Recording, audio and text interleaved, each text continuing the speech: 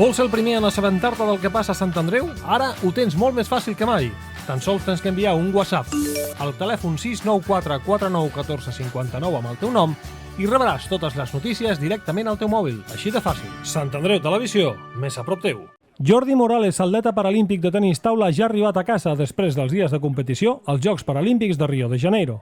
Amb una quarta posició en individuals i diploma paralímpic, el Jordi valora positivament el seu pas pels seus 5è Jocs. Bé, la valoració és positiva, ha sigut una experiència molt maca, hem viscut uns dies inolvidables i hem lluitat, hem estat allà a prop de poder aconseguir alguna medalla, et queda aquest regust, una miqueta amarg de no poder aconseguir-la, però satisfet per haver lluitat molt, per haver-ho donat tot. Les pors de les retallades i els problemes que des d'aquí s'explicaven, per exemple, en la Vila Olímpica, han quedat en res. Tot i el que ens havien explicat, la veritat que hem estat meravellosament bé, l'experiència ha sigut molt bonica.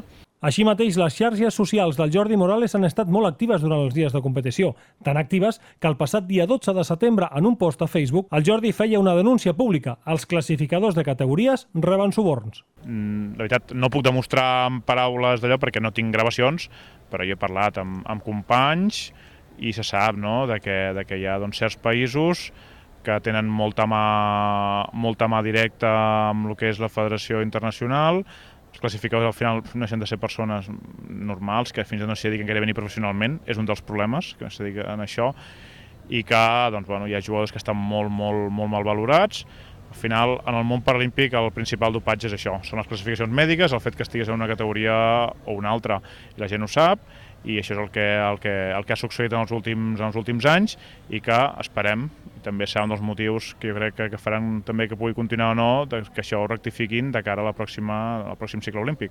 També eleva queixa pública les retribucions dels atletes que aconsegueixen medalla. Aquí tenim la comparació amb els esportistes olímpics que tripliquen els ajuts que en reben nosaltres. És veritat que els paralímpics han augmentat també bastant, però clar, estem encara anys llum, i després anem a recepcions, com van passar aquests dies, ens diuen que fins i tot que els paralímpics tenim més mèdic que els olímpics, llavors el que no entenem és per què no ens donen els mateixos ajuts. Encara que a priori aquests podrien ser els seus darrers jocs, ens ha dit que tot això al final es veurà amb el temps. Si es veu capacitat de poder optar medalla o una bona actuació, podria intentar un 600.